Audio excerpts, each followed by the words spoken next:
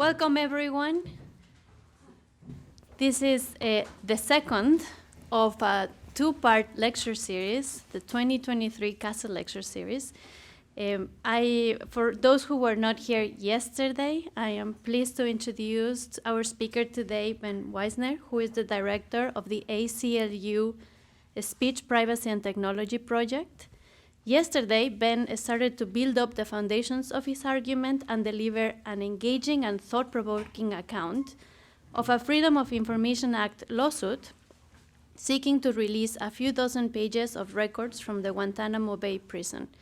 This lawsuit, as he argued, illustrates how the national security law affects democratic accountability. Today, Ben will continue his critical analysis of the national security law. And as I mentioned yesterday, the Castle Lectures aim to promote awareness of the ethical challenges and complexities of our society and foster a robust dialogue of the moral foundations of society and government. This lecture series were made possible because of a generous gift by John Castle, who is in the audience with us today. Thank you so much. We are grateful for the support of Mr. Castle, both to the EP&E program and for Yale more broadly. This gift was made in honor of his ancestor, Reverend James Pierpont, a Harvard-trained congressional minister who founded the Collegiate School of Connecticut in 1701, soon thereafter renamed for its benefactor, Eli Yale. We are very grateful to Ben for accepting the invitation to deliver this year's lecture and for his willingness to discuss with our community such a relevant and complex topic as the interconnection of national security and democratic accountability. The format of today's lecture is going to be the same as yesterday. So Ben will talk for about 50 minutes, and then we're going to have plenty of time for Q&A. So I please ask you to welcome me in giving Ben the floor. Ben, thank you so much for being with us today. Thank you very much, Anna, for that kind introduction again, and thank you all for being here, especially those who I'm seeing for the second day in a row. If anything, to those of you who are new, seems underdeveloped, it's simply because you weren't here yesterday. In September of 2011, Harvard Law School and the Brookings Institution, which publishes the Lawfare blog, a kind of online clubhouse for the national security set, hosted a 2-day conference to mark the 10-year anniversary of the 9/11 attacks. Among the event's luminaries was John Brennan, at that time Obama's chief counterterrorism advisor and later the director of Central Intelligence, who delivered a lunchtime keynote address. I joined the queue of people waiting to ask him a question, and when my turn came, I asked, "Does the CIA have a drone program?" The audience erupted in laughter. Brennan responded, "Well, as you know, covert actions are designed to be covert, and therefore you only read about them in the newspaper," I interrupted. "If the agency did have such a program," he said to more laughter, "I'm sure it would be done with the utmost care and precision in accordance with the law and our values, if such a program existed." At the close of yesterday's lecture, we discussed the legal fiction that forms the pillar of the intelligence community's impunity regime, that there is a critical distinction between what is universally known and what is officially confirmed. Anyone unfamiliar with that fiction would have been bewildered by my exchange with Brennan. Wasn't the CIA's drone program in newspapers almost every day? And weren't those stories essentially readouts from government sources? 2 weeks after the Harvard conference, Anwar al-Awlaki, a US citizen born in Las Cruces, New Mexico, was killed in Yemen by a Hellfire missile fired from a US Predator drone. This targeted killing came as no surprise. The entire world knew that the United States had marked al-Awlaki for death nearly 2 years earlier. That's because in early 2010, senior Obama administration officials, in a coordinated media strategy, leaked to leading newspapers that al-Awlaki had been added to secret kill lists maintained by the CIA and Department of Defense's Joint Special Operations Command. These off-the-record leaks were a deliberate policy decision. the Obama administration wanted the public to know of its controversial decision to target a US citizen for death based on undisclosed criteria and evidence. In national security law, we always arrive, sooner or later, at the bottom of a previously announced slippery slope. At oral argument before the Fourth Circuit Court of Appeals in the El-Masri case, which I discussed yesterday, I had warned the court that if El-Masri's claims of kidnapping and torture could be dismissed on secrecy grounds, then the state secrets privilege will be employed routinely to shield from liability even the most egregious acts. The government could and would make the identical argument even if the claim involved extrajudicial murder, and even if the plaintiff were an American citizen. Could and would, and did. In August of 2010, the ACLU and the Center for Constitutional Rights responded to the slew of news stories announcing that al-Awlaki had been added to government kill lists by filing a lawsuit, challenging the government's asserted authority to carry out targeted killings of US citizens located far from any armed conflict zone. The US was not at war with Yemen, or within it, we argued. And outside of armed conflict, both the Constitution and international law prohibited deliberate killing, except as a last resort to protect against concrete, specific, and imminent threats. An extrajudicial killing policy under which names were added to kill lists, shopping lists for death, through some kind of secret executive process, and remained there for months, was plainly not limited to imminent threats. And because al-Awlaki was a US citizen, he had a due process right to know what conduct might subject him to execution at the hands of his own government. In response to our lawsuit, the government, having deliberately invited a public debate about its asserted authority to kill al-Awlaki, now decided that having that debate in a courtroom would reveal state secrets and damage national security. In a sworn declaration, Secretary of Defense Robert Gates insisted that, quote, disclosure of whether or not lethal force has been authorized to combat a terrorist organization overseas, and if so, the specific targets of such action would provide the nation's enemies with critical information needed to evade hostile action. This was head-spinning. If it was true, it was quite obviously the administration's leaks and not our lawsuit that had created that danger. This pattern, placing information into the public sphere and then claiming secrecy when faced with legal challenge, is an all too common feature of national security law and practice. In February of 2008, I was in a federal court in San Jose, California, arguing against the dismissal of a lawsuit brought by 5 victims of the CIA's rendition and torture program. The basis for the government's motion to dismiss was a sworn declaration by CIA Director Michael Hayden, insisting that any confirmation or denial of the lawsuit's allegations would disclose state secrets and damage national security. On that very same day, Hayden himself was testifying before Congress and disclosing officially for the first time that the CIA had waterboarded 3 prisoners. I should add, just 2 months before that, Hayden had written in a letter to CIA employees that the CIA had destroyed 92 videotapes depicting enhanced interrogation techniques because the CIA had determined that they were not relevant to any congressional or judicial proceeding. This is the expertise to which courts obligingly defer. The government's legal fictions around secrecy can produce some amusing results. In November of 2010, Wikileaks and its media partners began publishing 250,000 confidential State Department cables that they had obtained from Army Private Chelsea Manning. Hundreds of thousands of government employees and contractors were immediately warned by their superiors not to view the cables, even those published in full by the New York Times and other media outlets, because they might lack the proper clearance to do so. I was under no such injunction, and I found some pretty interesting cables describing the diplomatic fallout from the CIA's rendition and torture programs, from Guantanamo, and from drone strikes. In 2011, the ACLU submitted a FOIA request to the State Department for 23 of those cables. There was an element of mischief in this request. It was the first and only time we had used the FOIA to ask for documents that we literally already held in our hand. But we were curious, what would the State Department do? Would they continue to withhold the cables in full? Would they bow to reality and declassify them? Or would they process the request by redacting what they deemed sensitive and releasing the rest? If you chose option C, hats off to you. Sure enough, the State Department sent us redacted versions of 11 of the cables, offering a rare roadmap of their classification process. The ACLU created a web feature that allowed readers to hover the mouse over the redacted portions to see exactly what had been removed. This included a reference to allegations of Italian prosecutors that a US military jet had traversed Swiss airspace on the day that the CIA kidnapped cleric Abu Omar from Milan. That was no secret.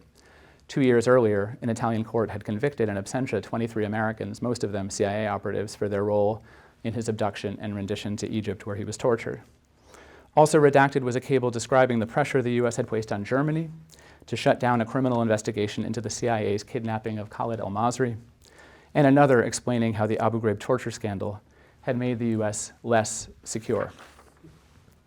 I called this result amusing, but in secrecy disputes, the government gets the last laugh. We argued in court that by processing our FOIA request, the government had acknowledged that the cables were authentic. That meant, or should have meant, that the State Department could no longer hang its hat on the distinction between what was known and what was confirmed, and should now be compelled to declassify the cables in full. But a federal court sided with the government. Because our FOIA request had listed the cables by date and number, and had not specifically mentioned Wikileaks, the State Department had actually admitted nothing by processing our request. They might be different cables altogether.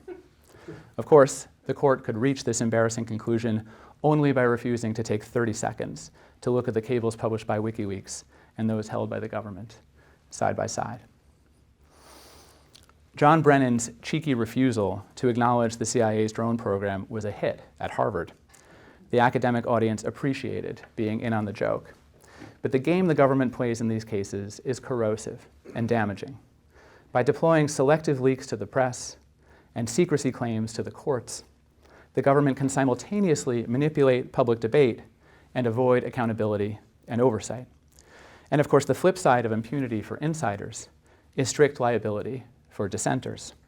The Espionage Act of 1917, the principal vehicle for prosecuting national security leaks, does not distinguish between unauthorized leaks to the press in the public interest and the sale of secrets to foreign enemies, which is to say it doesn't distinguish between sources and spies. In fact, in a recent leak prosecution, the Department of Justice took the remarkable position that unauthorized leaks to the press were more pernicious than the typical espionage case, where a spy sells classified information for money, because when information appears in the press, every foreign adversary, and not just one, stood to benefit. All too often, national security elites regard the American public as their adversaries and place their own interests ahead of the values of an open society. It's understandable that in the immediate aftermath of a national trauma like 9/11, courts would give the executive branch a longer leash on matters of national security. What's harder to explain is how this excessive judicial deference amounting to de facto impunity has endured and entrenched itself over time. In a speech at Hebrew University in Jerusalem in 1987, the late Justice William Brennan lamented the shabby treatment civil liberties have received in the United States in times of war or perceived threats to national security. He described a cyclical pattern. In an atmosphere of crisis, courts would be, in his words, reluctant to question the factual bases underlying asserted security threats and would defer to executive demands that liberties be temporarily curtailed. After each perceived security crisis ended, Brennan observed, the United States has remorsefully realized that the abrogation of civil liberties was unnecessary and the claimed dangers wildly exaggerated. Quote, the rumors of French intrigue during the 1790s, the claims that civilian courts were unable to adjudicate the allegedly treasonous actions of Northerners during the Civil War, the hysterical belief that criticism of conscription and the war effort might lead droves of soldiers to desert the army or resist the draft during World War I, the wild assertions of sabotage or espionage by Japanese Americans during World War II, and the paranoid fear that the American Communist Party stood ready to overthrow the government were all so baseless that they would be comical were it not for the serious hardship that they caused during the time of crisis, Brennan noted. Nevertheless, the country had proved unable to break this cycle because, Brennan believed, the crises were too infrequent and the country too tranquil for courts to develop the expertise to scrutinize claimed threats. Quote, "A jurisprudence capable of braving the overblown claims of national security must be forged in times of crisis by the sort of intimate familiarity with national security threats that tests their bases in fact, explores their relation to the exercise of civil freedoms, and probes the limits of their compass," he insisted. In this way, he hoped adversity could be the handmaiden of liberty. If Justice Brennan had been correct, if courts simply needed more exposure to national security claims to develop the institutional capability to assess them, then the last 2 decades should have provided it. But it now seems clear that Justice Brennan's optimism was misplaced. Have courts learned to test the factual bases of claimed national security threats? To the contrary, they've doubled down on a doctrine of deference that insists on their own institutional incompetence to second-guess security officials. Have courts explored the relation of asserted threats to the exercise of civil freedoms? To the contrary, they've treated national security interests as absolute and resisted a jurisprudence of proportionality that would contextualize threats and weigh competing values. Have courts probed the limits of the compass of the government's claims of crisis? To the contrary, they've acquiesced to a definition of crisis wholly lacking in temporal or geographic constraints, a conflict that takes place everywhere and forever. Justice Brennan assumed that national crises would be defined, or at least definable. He had in mind wars or conflicts of fixed duration and scope. The post-9/11 National Security Project, with its focus on countering terrorist threats, has, in the words of one scholar, identified the perfect conceptual vehicle for a permanent mobilization of the security state. And national security law, in the age of counterterrorism, has made judicial abdication not the cyclical exception that Justice Brennan described, but an entrenched norm that John Brennan no doubt prefers. That courts have embraced this diminished role, and if anything, deepened their commitment to deference despite the absence of a major terrorist attack on US soil since 9/11, is a testament to the success of national security elites in enshrining into law a permanent state of exception. What is national security? The term is overused and underanalyzed, and it's so rotely intoned in so many contexts that it's been drained of almost all meaning. In his memoir, Graham Greene tells the story of a friend who at her father's funeral is urged by an elderly priest to return to the church. "Remind me," she asked the priest, "what are the arguments for the existence of God?" "I knew them once," replies the priest, "but I've forgotten them." There's something similarly ritualistic in the way we invoke national security without attending to the meaning of the words or to what they do or don't encompass. Victor Klemperer, in a much darker context, described how words, idioms, and sentence structures can be imposed on a people in a million repetitions and taken on board mechanically and unconsciously. And Klemperer is understanding the process as a closed system for undermining meaning. By forcing a public debate using words and even categories of its own invention, a government can manufacture consent through the manufacture of language. The press, merely by doing its job, amplifies the new terminology. Even if it does so critically, it writes the concept into being. National security has entered our collective bloodstream through these endless repetitions and has enshrined itself as a defining national interest without being clearly defined. I don't mean to suggest that the law provides no definitions, there are many. But over time, the definitional scope of national security has been continually revised and expanded to include other recapitulated terminology like homeland security or counterterrorism. National security is now understood to encompass national defense functions on one side and domestic law enforcement functions on the other, with few, if any, limiting principles. And because national security law came into being in the Cold War context of an existential nuclear threat, once we place the national security label on a government function, a distinct set of rules and expectations comes with it. For example, we've long understood that in our constitutional system, even murder suspects must walk free if police or prosecutors break the rules. But when the context is national security, our risk tolerance evaporates, and we conjure a new category of people who cannot be released, even to enforce fundamental rights or vindicate core values. The Guantanamo prison remains open in part because during the brief window when the Obama administration could have emptied it, its own interagency task force concluded that 48 of the prisoners could neither be prosecuted nor released. They couldn't be prosecuted, the task force candidly stated, either because there was insufficient admissible evidence of guilt, meaning evidence that had not been beaten out of them, or because their conduct did not constitute a chargeable offense, meaning they had committed no crime. And they couldn't be released, in the task force's words, because they posed a national security threat that cannot be sufficiently mitigated through feasible and appropriate security measures. What does that sentence mean? My question is sincere, not rhetorical.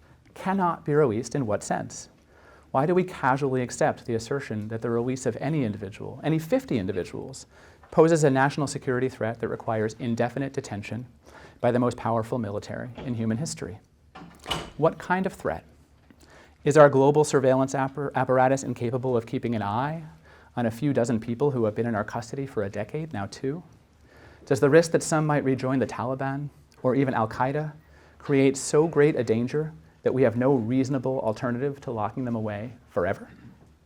In short, why isn't a statement like this greeted with incredulity, even mockery? To be sure, the decision to continue the Guantanamo indefinite detention regime has drawn considerable criticism, including from the legal academy. That criticism has rightly taken issue with the legal basis for prolonged detention and has challenged the assertion that the military response authorized by Congress in the aftermath of 9/11 includes the authority to hold people forever or until terrorism has been defeated, whichever comes first. You can laugh.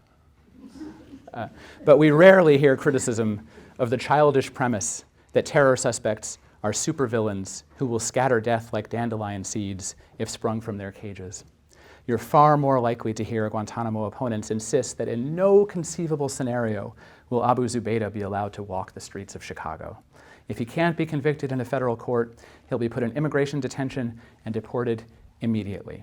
This mode of argument has surely been strategic. I've used it myself, but I've come to regard it as misguided. By not objecting to the hyperbolic threat inflation that's deployed to justify lawless actions, by not insisting on a taxonomy of national security threats that distinguishes the existential from the routine, we drastically narrow the range of options that are deemed reasonable by the public, policymakers, and ultimately the courts. We get trapped in that claustrophobic fallacy familiar to anyone who opposed the invasion of Iraq 20 years ago this month. But what would you do about Saddam's weapons of mass destruction? A few years ago, I pulled into an upstate rest area on the New York State Thruway on a quiet summer afternoon and picked up a brochure from an information kiosk. Published by a state law enforcement agency, it was headlined, "Know the 8 Signs of Terrorism," and it urged the public to be vigilant for telltale indicators. Be on the lookout for people who are taking pictures or making drawings. Watch for people who are in places they should not be and people who don't fit into the daily routine of your community. Be especially on guard for the dry run, described as putting people into position and moving them around without actually committing a terrorist attack. A quick internet search reveals that versions of this document, our generation's duck and cover, have been republished and distributed by law enforcement agencies across the country.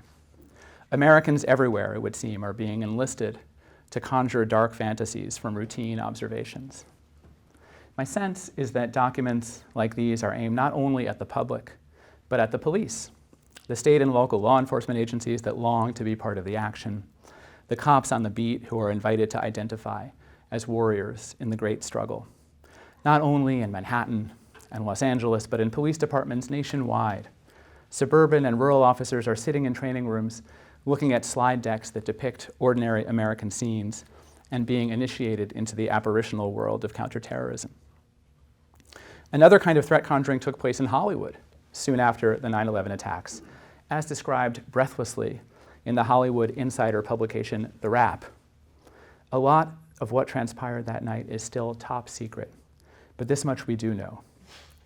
One evening in October 2001, just weeks after al-Qaeda terrorists took down the Twin Towers in Manhattan and maimed the Pentagon, a group of about 30 of Hollywood's top creatives, A-listers like Oliver Stone, Law and Order producer Dick Wolf, Seven director David Fincher, NYPD Blues David Milch, and the late John Singleton, to name just a few, were quietly invited to mingle with high-level members of the US military. The group was officially, though secretly, named the Entertainment Industry Task Force, and its mission, which everyone accepted, was to help America prevent another 9/11 by brainstorming terrorist scenarios so out-of-the-box crazy they could only happen in the movies, unless, that is, Al-Qaeda thought of them first. The first meeting began at around 7 p.m. and didn't break up until sometime before midnight. Attendees had so many horrifyingly destructive and diabolical ideas, they decided to meet again a few weeks later for a second session. All signed non-disclosure agreements swearing them to secrecy, and while there were whispers in Hollywood newsrooms about some sort of hush-hush summit, nobody blabbed a word. I want to believe that this wasn't serious, that the high-level military officials saw an excuse to mingle with celebrities, that Hollywood's overgrown man-children got their chance to play act initiation into the world of covert operations, that the memo that was produced from these meetings was quietly placed in a dusty file cabinet, no doubt with top secret stamped on every page. I want to believe that.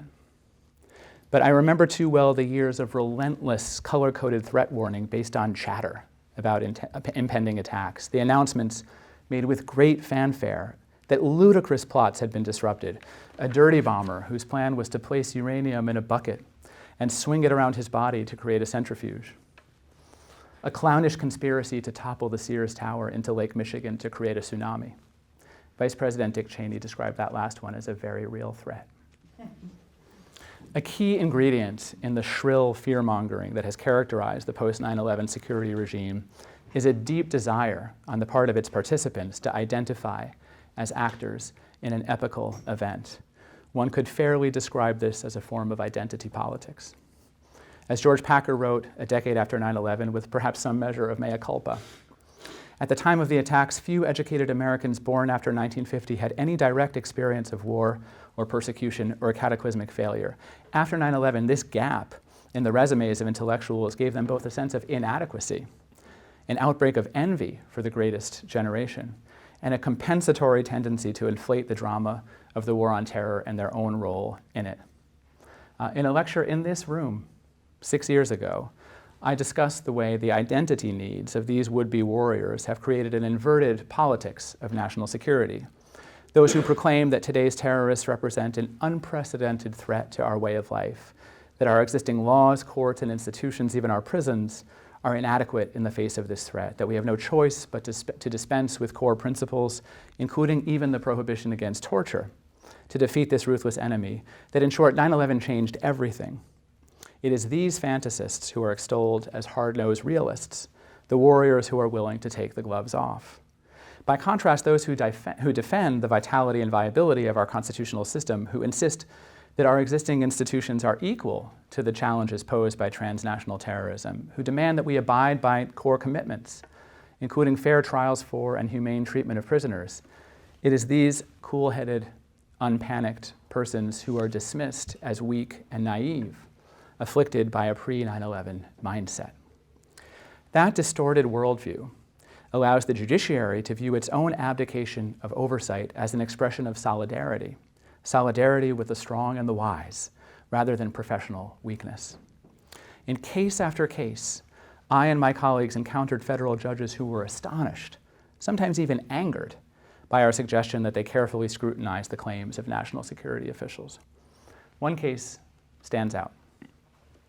My ACLU colleagues challenged the constitutionality of a law that authorized the government to monitor Americans' international phone calls and emails en masse, so long as the targets of the surveillance were not US persons and were reasonably believed to be outside the United States.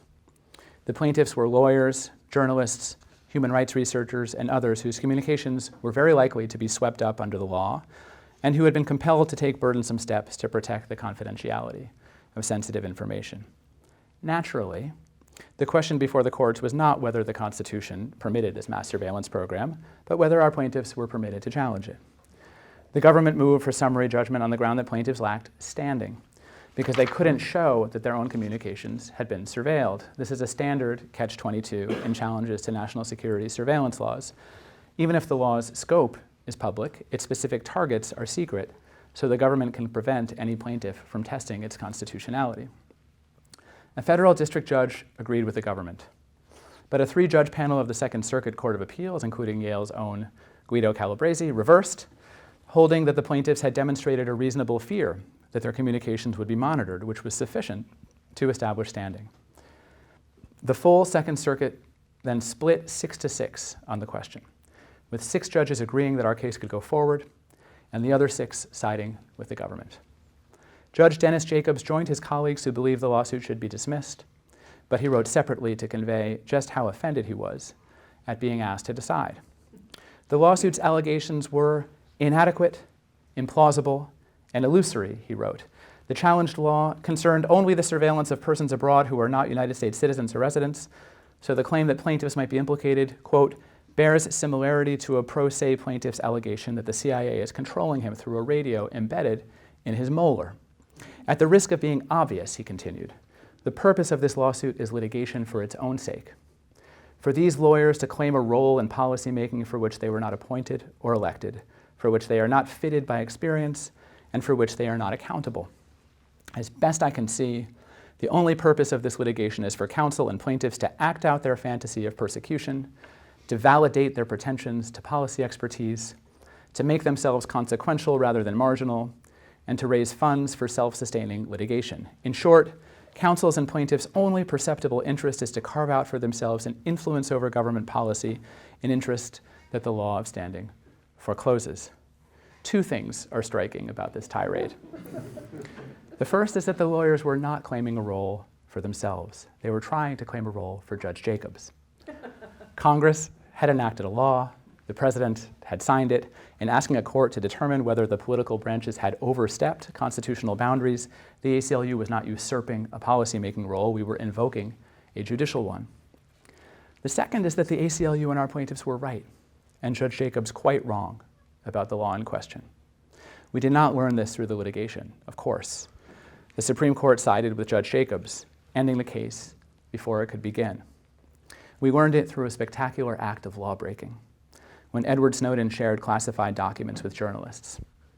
It turned out that under the putative authority of the challenged law, the NSA had engaged in what it calls upstream surveillance, which involves placing surveillance equipment on the internet's central arteries and systematically intercepting and copying private email messages, phone calls, and other data flowing in and out of the country, and then searching that data with thousands of keywords that are never approved by any judge. Even the government's more targeted use of the law to obtain the communications of specific foreigners swept up the communications of many Americans. In July of 2014, the Washington Post published a deeply reported investigation into surveillance under the 2008 law based on a cache of 160,000 intercepted communications. Ordinary internet users far outnumber illegally targeted foreigners, the Post revealed, and nearly half of the surveillance files, a strikingly high proportion, contain names, email addresses, or other details that the NSA marked as belonging to US citizens or residents. Our plaintiffs' allegations were very far from implausible. We strongly suspected, but could not know that at the time. But some observers knew. One of them was Edward Snowden, who saw the Supreme Court's dismissal of our case on justiciability grounds as a final piece of evidence that national security checks and balances were broken. Less than 3 months later, he walked out of an NSA facility in Hawaii, carrying the evidence that courts had refused to look at. The irony is that had the federal courts deigned to consider our claims rather than dismiss them without adjudication, they might have prevented the most consequential unauthorized leak in the nation's history. In June of 2013, when The Guardian and Washington Post published their first blockbuster stories based on documents provided by Edward Snowden, President Obama responded testily.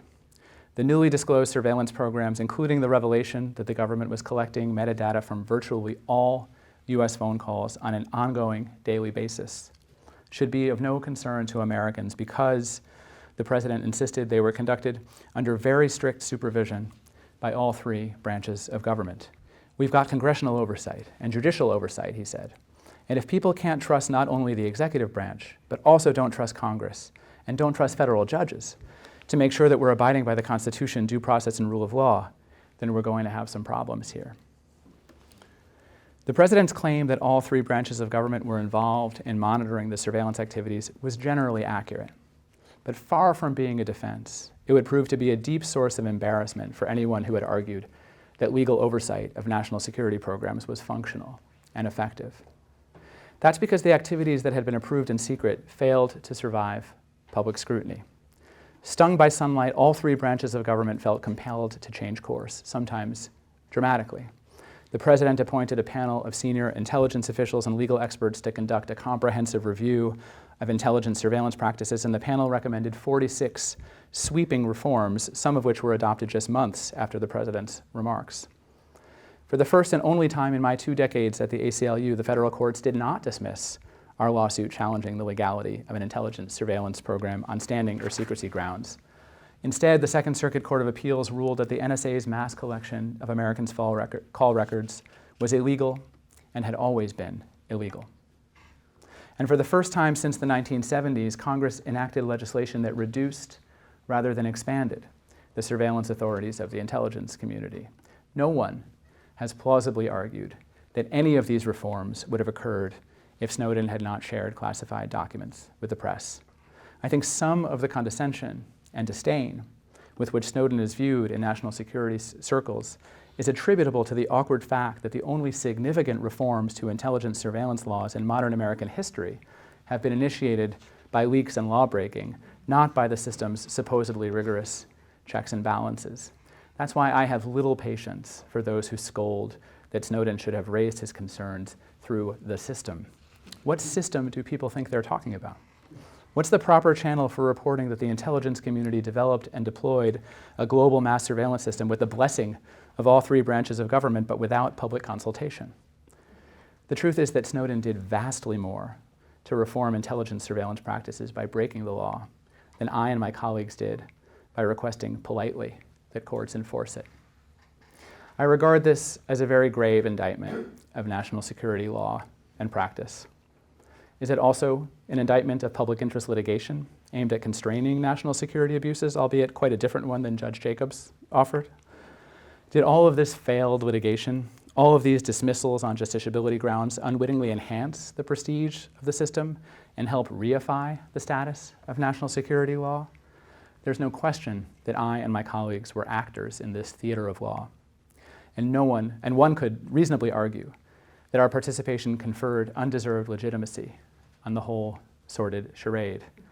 Yale's estimable Sam Moyne, who is with us tonight, has offered a different version of that argument, suggesting that the litigation I've described had the effect of making the US's global war more sanitized and thereby more sustainable.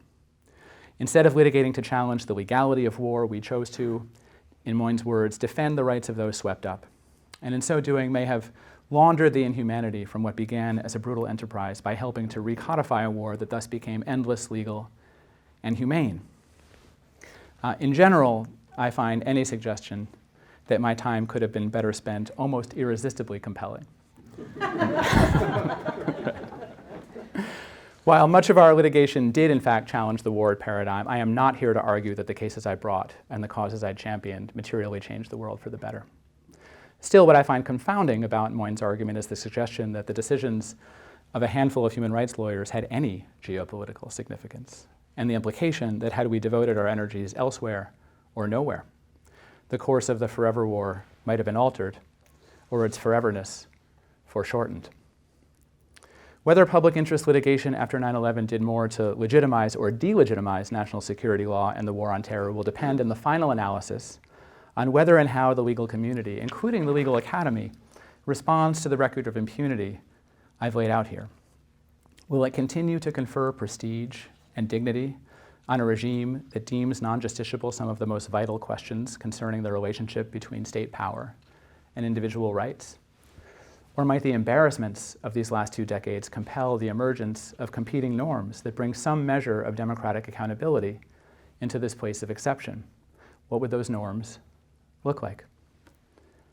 First and foremost, the doctrine of judicial deference to executive branch expertise has slipped its moorings and is now deployed not to respect separation of powers, but to erode them.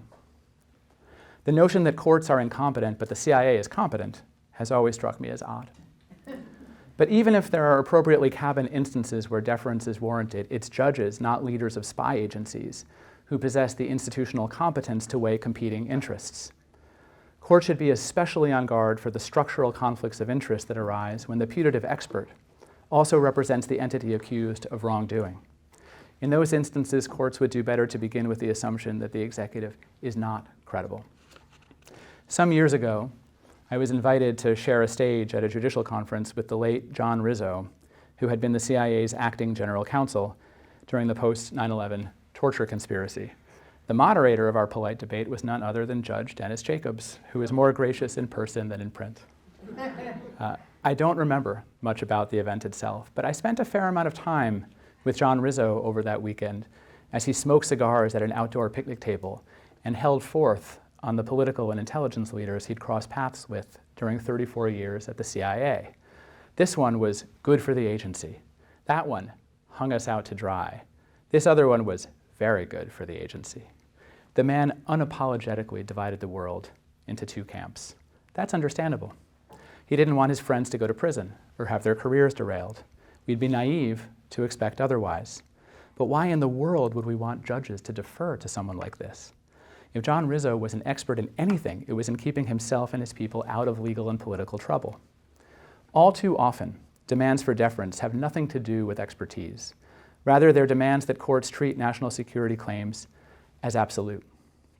If the CIA director insists that allowing a torture victim his day in court will complicate the agency's relationship with a foreign intelligence service, how that interest should be balanced against other important interests, such as providing a remedy for an abuse victim, or ensuring accountability for misconduct, or resolving a consequential legal question, is quintessentially a judicial function, not a security function. If courts refuse, under the banner of deference, to claim that role, national security officials will continue to be the expert architects of their own impunity. The uses and misuses of secrecy, which I've spoken about at length these last 2 days, present a distinct but related challenge. As we've discussed, the government routinely invokes secrecy doctrines to shield from legal scrutiny activities that are not secret at all. The so-called official acknowledgement doctrine, which holds that even public information is treated as secret so long as the government chooses not to confirm it, has become an insurmountable liability shield. This is an accountability crisis of the court's own making, and the solution is straightforward. Courts should stop treating the government's asserted interests as an all-or-nothing proposition. They can accept that there may be situations in which official confirmation of known facts creates a distinct harm, but not accept that the judicial inquiry ends there if core values are at stake. In other words, they can introduce proportionality analysis, which is very common in other jurisdictions, but has been completely alien to US national security law and practice. Even when secrets are still actually secret, courts have a vital role. For reasons that should be obvious, excessive deference to executive branch classification decisions threatens any theory of democratic governance. If the president and his designees have complete control over the information by which we can judge their actions, then the public can neither consent to nor hold leaders accountable for actions undertaken in our name. At oral argument in the FOIA case I discussed yesterday, one judge challenged me to cite prior cases in which courts had overridden executive branch classification decisions in national security litigation. I could not get past the fingers on my first hand. It's not hard to understand judges' reluctance when an executive branch security officer shows up in their chambers with a briefcase handcuffed to his wrist and delivers a classified affidavit from the Director of Central Intelligence attesting to the glaciers that will melt and the oceans that will boil off if a case is allowed to go forward. Very rarely will a judge be inclined to dig any deeper. But they should dig deeper. And they should consider these claims against the backdrop of a long history of gross exaggerations and outright deceptions. And they should do so with confidence. The only people whose security is likely to be jeopardized are those who misuse secrecy to conceal misconduct. None of these changes in judicial behavior are likely to occur absent a broader societal shift towards resilience. We've allowed rhetorical excesses about a war on terrorism to obscure the distinction between acceptable and unacceptable risks. Justice Brennan hoped that judges would develop the capacity to make those distinctions, but judges are far more likely to reflect society's relationship to risk than to guide it. The amorphous term national security, which we apply indiscriminately to efforts to prevent nuclear proliferation on the one hand, and the arrest of inept knuckleheads entrapped by FBI informants into implausible terrorist plots on the other hand, isn't helpful. The former is a legitimate matter of national defense. The latter should not be regarded as a matter of any national importance, much less national security. We should scorn, rather than aggrandize, political leaders who refuse to acknowledge that distinction and who equate the danger of terrorism with world wars in which millions of lives were extinguished, or a Cold War in which billions lived under threat of annihilation. My sense is that most Americans spend very little time thinking about terrorism, and that institutional incentives, not public fears, best account for how the most secure society in human history is kept in a state of legal emergency. Those incentives will be difficult to disrupt, but we have to start somewhere. And if any institution should be at the forefront of reasserting some sense of moral poise rather than panic in the face of ineradicable but non-existential threats, it's the legal academy. For all the ways in which the 9/11 attacks reshaped our law and institutions, the silence and shade that still surround our efforts to bring the alleged perpetrators to justice are truly remarkable.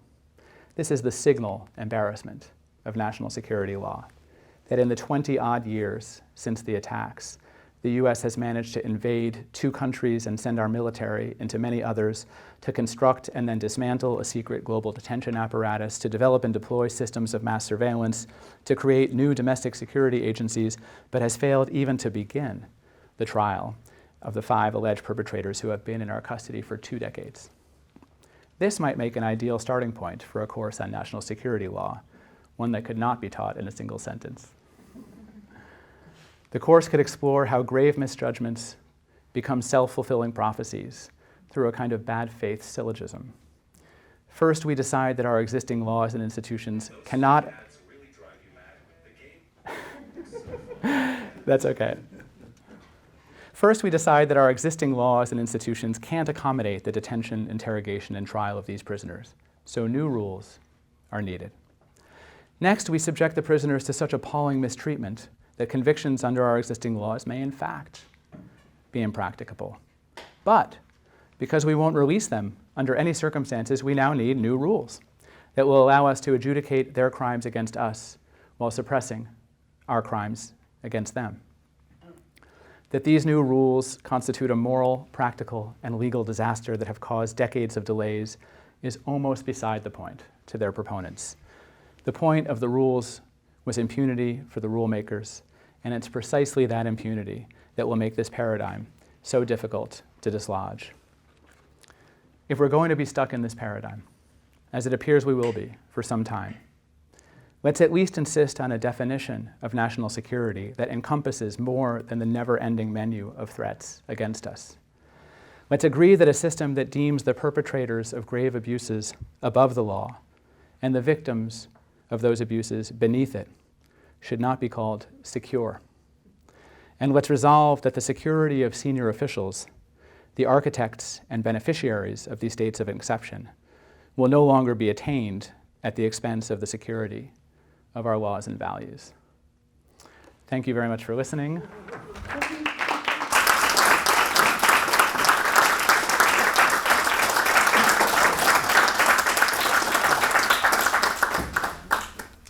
Thank you so much. I'm Nice wondering, nice to be back. I'm wondering how you see the national security regime, as you call it, as having changed at all. It seems our political leaders have sort of moved on, at least rhetorically, from the war on terror. So have you seen any sort of developments in this national security regime? Yeah, I mean, one of the cases that, thank you for that question. One of the cases that I discussed yesterday was so strange because it was 2021 or 2022 and the Supreme Court was talking about Abu Zubaydah. And it was like, wow, we're still talking about this and we're still saying that what happened to Abu Zubaydah in 2002 or 2003 that everyone knows is a state secret. So in one sense, the system has not moved on. In another sense, I said yesterday that this system is adept at identifying new hosts. I think sort of seeing the pivot that the national security set has made, to being self-styled defenders of democracy in response to Russian propaganda, for example. Now you have the war in Ukraine. The whole cybersecurity issue writ large. There's always an effort to identify something that will continue to justify the massive budgets and authorities, and that will require the secrecy that is the keystone for that impunity. So I agree with you that there's not as much conversation about terrorism, in part because we haven't had much terrorism here, and most Americans are not talking about that. But you certainly have not seen any reduction in the budgets of the agencies that were created to take this on, or really any crack in the wall of the kind of legal black hole that the system represents.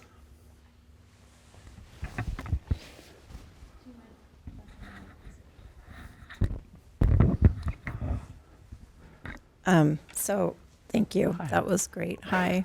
I guess I had a similar question, which is to ask you to do a little bit of forecasting for us. So since the years that you and I litigated together, I've done more work at the international sort of level. And something that's really striking is that the U.S. creates frameworks, and in this case, plausible deniability, that of course then becomes a model for many, many other governments. And, in other places, El Salvador being a notable example, the national security framework now is being used to go after street-level gang leaders. So I'm just curious if, from your view, that, you talked about it being a sort of a paradigm that is able to find many hosts, but I hope that you could just say a little bit more about that. Yeah, I mean, and I guess just relatedly, whether you think that potentially is a way in which the politics around this change, because one of the problems in terms of mobilizing support for doing the kind of challenges that we've tried to do is the fact that the people were not only despised, but they had no political constituency within this country. Yeah, and so, as you know, I went from representing torture victims in torture cases, where basically everybody agreed, every reasonable person agreed it was a problem, but didn't think it had any connection to them, to working on issues of mass surveillance, where most people didn't think it was a problem, but they all realized it was connected to them in some way, right? But there was an opportunity. I mean, you did have significant political majorities that were not partisan majorities, that were pretty uncomfortable with the revelations that came out of the Snowden regime. I mean, the reason why the branches of government changed course was because the public wanted that change. So I do think that, to the extent that the government abuses touch more people, they create more opportunities to change the political discourse. Sort of looking overseas, I would just say, I mean, as you remember, there were clients who we represented together who were citizens of other countries. The US got our cases dismissed on the ground that it would complicate their relationship with those countries. Meanwhile, the courts in those countries gave remedies to our clients, right? And used other kinds of analysis. And even if they didn't want to litigate the cases and expose their official secrets, they realized that meant they should pay the victims. And not have this incentive where they simultaneously get to claim secrecy and toss the victim out of court. So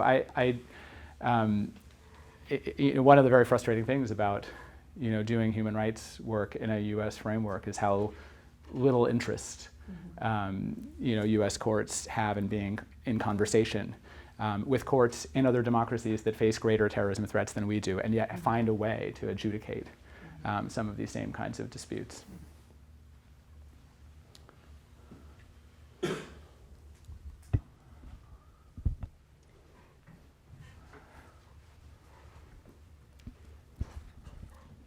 A totally brilliant talk, so well delivered. I just want to, hear more about Edward Snowden, because I totally accept your critique of me, but it seemed like you accepted like a deep self-critique in addressing what Edward Snowden got wrong. So I guess I'm a little Wait, what he got perplexed. wrong?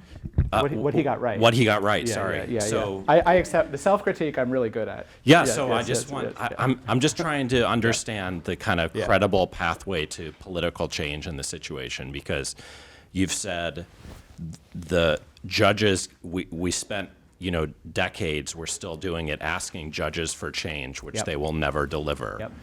At the same time, you engage in a lot of idealization of the Constitution itself, of the legal system, and that's part of your shtick.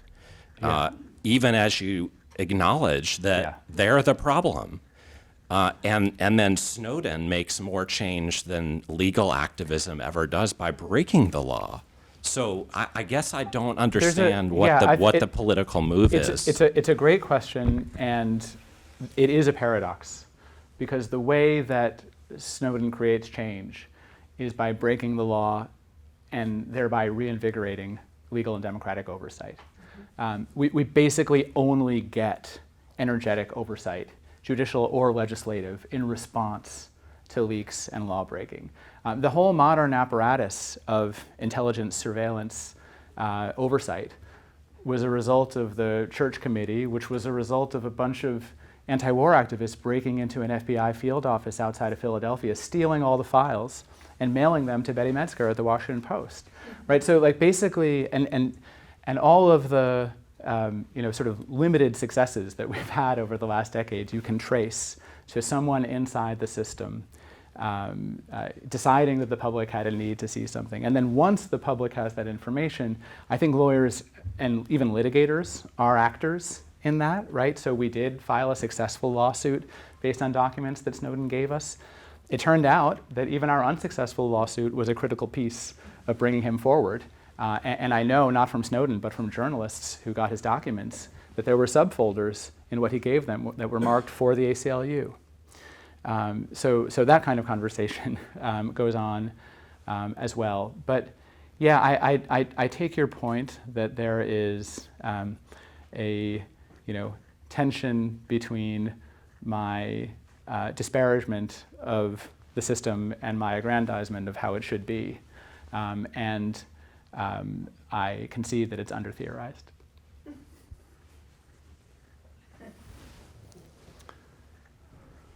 I might just mention that the Pentagon Papers Yes. are another example. The Pentagon Papers are another example where there was an illegal release, then printed in the New York Times, and which had a profound impact on the resolution of the Vietnamese war and so forth. So Yeah, I mean, interestingly, Dan Ellsberg thinks it didn't. He thinks he was years too late. well, he and that may it- have been years too late, Yep, but yep. there's no question that Yeah. Well, there's other parallels, which is that the Nixon White House claimed that Ellsberg had delivered a set of the Pentagon Papers to the Soviet consulate or embassy in D.C. He was viewed as a spy and a traitor. That was one of the cases that I could put on my one hand where a court actually said, in the face of a government secrecy claim, no, you haven't showed us enough for us to give you this injunction. And it's a good thing they did. I mentioned this last night. But 10 years after the government lost that case in the Supreme Court, the Solicitor General at the time, Erwin Griswold, wrote an op-ed saying, secrets not worth keeping. He said in the decade that had passed, he had never seen a shred of evidence that anything in the Pentagon Papers caused any harm to national security. I had never seen anybody suggest that it had. And that's why I say that kind of context has to be part of courts' consideration of government secrecy claims, because it costs the government nothing to invoke secrecy doctrines to protect embarrassment.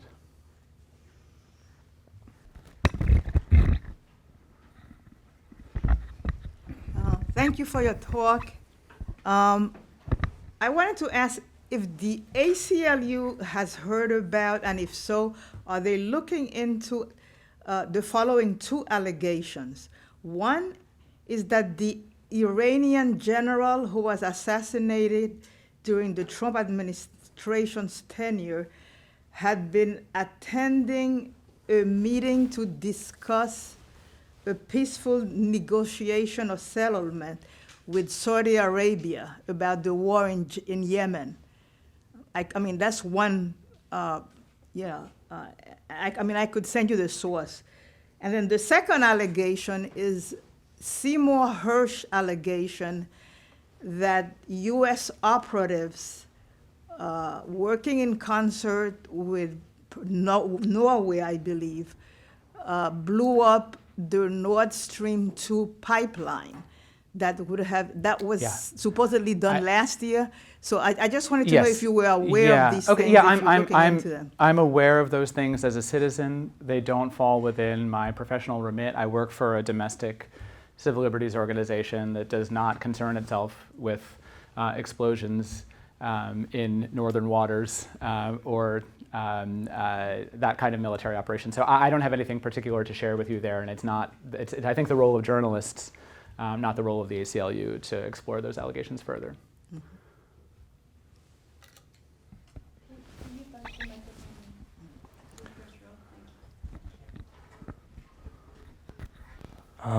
Can I ask, in your ideal world, what do you imagine a sustainable, like long-term mechanism of accountability to look like in the national security space? Because from your talk, it sounds like currently the only effective mechanism of accountability is relying on people to break the law, like Snowden. Well, I mean, right? it's a really hard question, and I always ask when people ask me this question, "Are you a computer scientist?" Are you? Yeah, I'm a CS Yeah, major. because this is the conversation I have with Snowden all the time. He thinks that democracy is a problem that can be solved because he comes from a technical background, and I tell him that it's actually not a solvable problem. But just sort of let me give you an example. So, the last great intelligence scandal, much bigger than the Snowden revelations, in the 1970s, when we learned about the FBI's COINTELPRO program, where they were sending operatives into black student organizations and the anti-war movement, breaking up marriages, poison pen letters. They tried to get Martin Luther King to commit suicide. All of this stuff comes out, and the Congress's response is to do two things, really. So first, they create the House and Senate intelligence committees. They decide that congressional oversight isn't working. We need specialized committees that have specialized access to classified information. We understand that the FBI and the NSA and the CIA don't want to share information with everyone in Congress because it will leak out, but they can at least trust the 10 people on each of these committees, so we're going to create these committees. The second thing they do is they create the Foreign Intelligence Surveillance Court, which can provide some judicial oversight of domestic intelligence surveillance, not law enforcement surveillance, intelligence surveillance. And the interesting thing is that the key insight of the Snowden revelations was that 50 years later, those solutions to the 1970s problem were no longer working. Right? The intelligence committees in Congress had been set up to do extra oversight. It turns out they were extra captured. The people on those committees were the closest ones to the intelligence communities, not the ones who were scrutinizing it the most. And the court, which had been created to authorize individual intelligence warrants, which is an appropriate thing to do in secret, was instead writing 90-page opinions that were purporting to authorize programmatic surveillance, including collecting metadata from every American's phone call every day, without hearing any adversarial arguments from people who might say that's not constitutional. And so what was the solution to the Snowden situation? Well, now the Foreign Intelligence Surveillance Court can invite in expert adversaries who will come in. It's a tweak that was made to that system. I don't have a structural solution here, right? I don't think that the structure is wrong. You want an architecture that divides power between different branches of government, but you need the representatives of those branches of government to take pride in that independence and not consider it. I mean, the dominant judicial doctrine in national security law is deference to the expertise of, as I put it, the very perpetrators of these abuses themselves, and that's not an acceptable mindset for judges to bring. I didn't come here to talk to judges. The much more modest goal here is, at least law schools should think about what this body of law is before they put it on a pedestal. Thank you.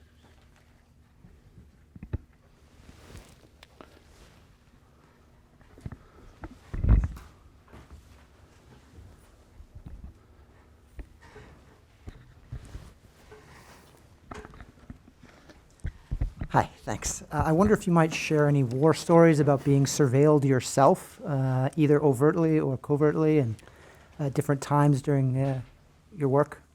It reminds me of a statement of Robert Mueller when he was the FBI director.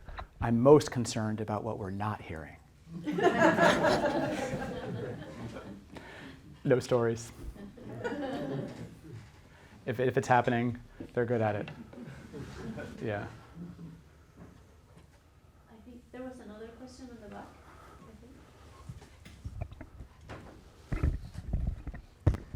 In the context of what you're talking about, our national security state, if 9/11 hadn't happened, would the government have had to have that in? I don't have an expert answer to that question. Yeah. Here's what I will say that is not a direct answer to your question. That the reason why the passage of new laws after 9/11 was so swift is that much of those laws had been written before 9/11, and the laws that will be passed after the next terrorist attack have also already been written. There was a question in the corner.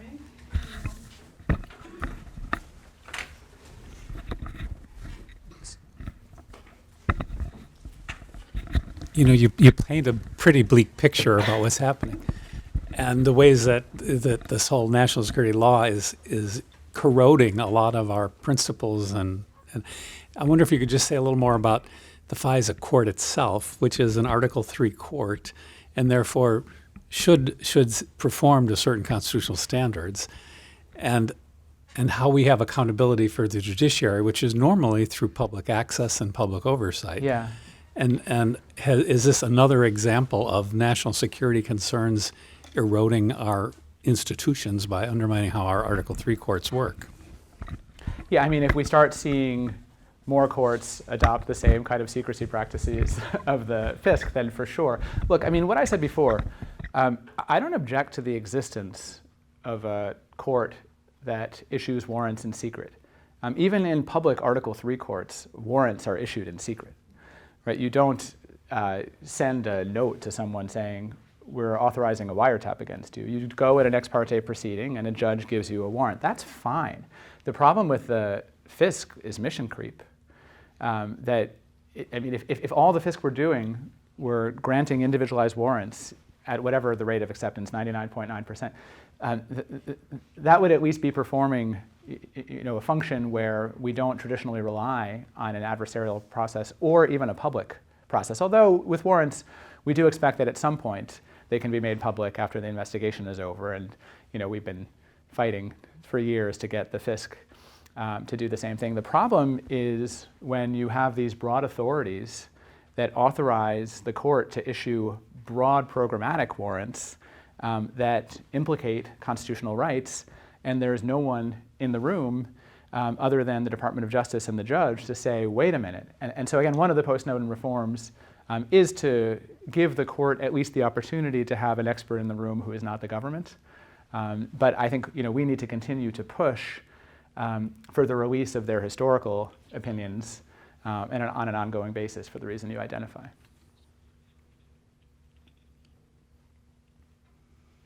I mean, this is another problem with classification, right? Even for that absolutely minute category of information that is properly classified in the first instance, almost none of it should still be classified 5 years later, right?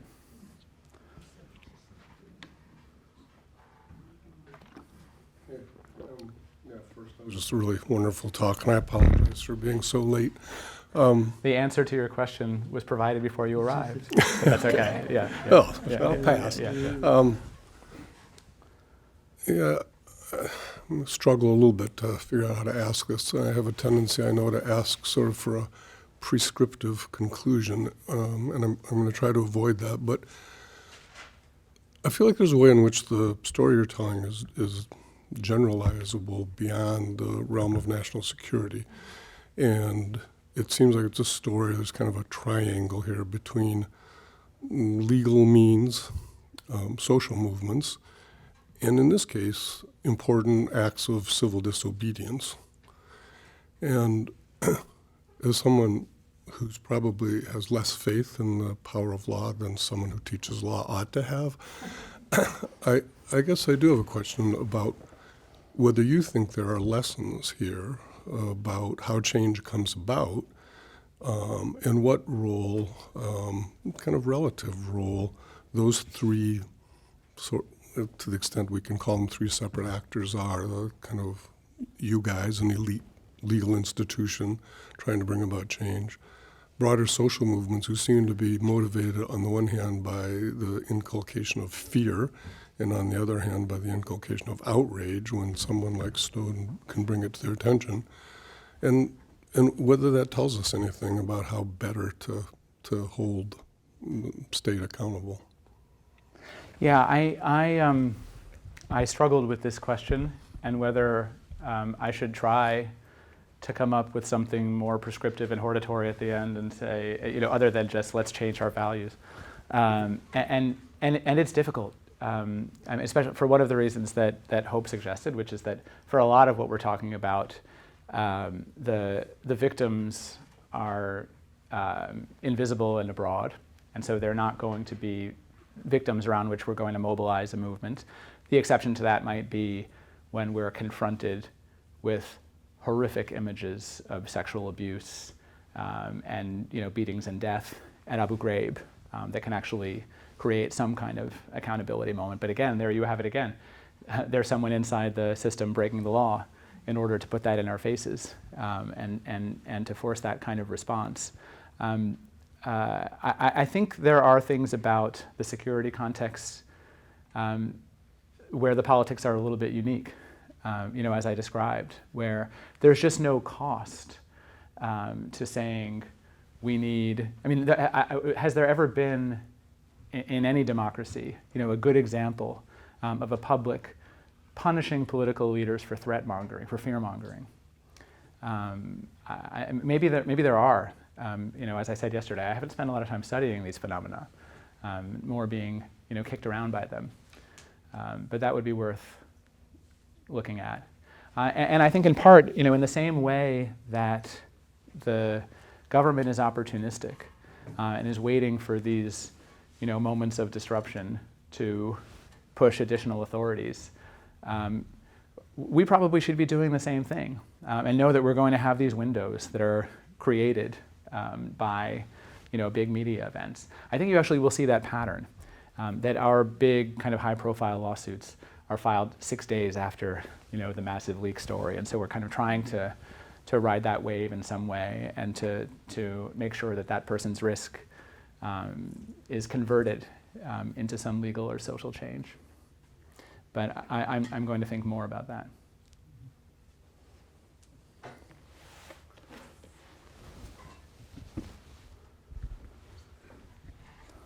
So thank you so much for the talk. I wanted to ask a question about the relationship between the national security state and the military budget and the military industrial complex more broadly, because I think you made the point that rhetorically American politics has kind of moved on from the war on terror as a source of fixation. And one of the things that I thought of is that despite that kind of rhetorical moving on, the kind of material basis of that that kind of rhetorical fixation, what the military budget has continued to grow. And so I'm wondering the extent to which you've experienced a kind of integration between the kind of broader military industrial complex, if that's not a cringy term, and no, it is. the national security I really state. I think that the Eisenhower speech should be in more curricula. It's short and it's really powerful. Of course, he delivered that speech as he was leaving office. And if anybody could have had the authority during 8 years in office to do something about it, it was the leader of the Allied forces during World War II. But even it was like, I'll save this for my parting shot. But no, you're absolutely right. And the interplay between that budget and classification is another aspect of it. There's a great book by William Arkin and Dana Priest about the sort of secret surveillance budgets and even agencies that we don't even really know about. And these things get built, they very rarely get unbuilt. That's why I talked about institutional incentives more than public fears are what's driving all of this. There was a question. I'll go to you and then I'll come back to you again. Hello. I was thinking a little bit about upstream collection, and recently I heard a talk from someone who used to work at the NSA, and he said that one argument in favor of upstream collection is that, it's not great that we're collecting information from US citizens, but we currently just don't have the technology to filter out communications that aren't about, what the NSA is actually targeting, and until some magical filter drops down from heaven, this is the reality that we're left with. There's another possibility, which is don't collect everything, right? It's true that if you collect everything, it's very hard to have a magical filter that will tell you what's a US citizen and not a US citizen. But if you think it's a problem that they're collecting millions of communications from US citizens, a reasonable alternative would be don't have that program, right? I mean, was that a third option on his menu? His argument was that, in the interim, we should just allow the breaches of our constitutional rights. Yeah. Well, I mean, this is what, Keith Alexander, who was the head of the NSA during the Snowden revelations and before, and a really brilliant bureaucrat in the non-pejorative sense of that word, his mantra was, collect it all, and the authorities and the uses will follow. We can't even know if it's going to be useful until we collect it all. I said this is like going into a bar and said, give me all of the drinks so I can decide which one I want to order, right? We have to collect everything because it might actually be useful. And the thing is, that's true. I mean, I think we need to actually say that. It's not helpful as a predictive tool, because if you collect every communication in the world, you've built the world's biggest haystack. But it's extremely useful as a forensic tool, so that once something has occurred, you have a surveillance time machine. You can rewind into your database, and the dots are always going to connect in hindsight. And that's why, after every kind of terrorist attack, they say, if only we'd been allowed to search all this information that we had, we would have stopped that attack. So you need to take down the wall that prevents us from looking at that. And I guarantee you this is what would happen now, because there are some restrictions on their ability to search everything that's collected. Although they do another clever move, which is they say, we're not targeting US citizens, we're targeting non-citizens. Okay, regrettably, we get millions of communications from US citizens. Now, we should be allowed to search those communications because they were lawfully collected, because we weren't targeting US citizens, right? They call that the backdoor search. And yeah, I mean, why wouldn't they want to? I mean, if you are in a security agency and it's your job to prevent things from happening, to solve bad things if they happen, of course you're gonna want all of those things, and I don't criticize this person for wanting it. It's someone else's job to tell him he can't have it. Can you pass the mic this way, and you'll have the last question.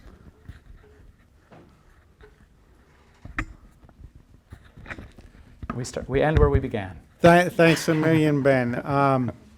So this is more just a sort of historical perspective on your argument. I mean, maybe for the book more than for now, but it seems to me how much 9/11 was really a turning point is somewhat debatable, in that, we've seen over many decades a drift of authority over national security from the other branches to the executive, and a concentration of authority within the executive. And, this really starts in the Truman administration, where Congress, with the blessing of the court, gives up a lot of authority over national security to the executive branch. And, also, I think this, that 9/11 maybe was much more of a scaling up of things that had been going on for some time. Even in the 1990s, the NSA was already authorizing a lot of surveillance and using various legal loopholes to get it going. So I just, it's this sort of general trend towards deference to executive authority that's been in train a very long time, and it's not just sort of post 9/11. I think that's absolutely right. And yeah, you could start with, Truman signing the National Security Act on the sacred cow, his Air Force One, right? We could start the lectures there.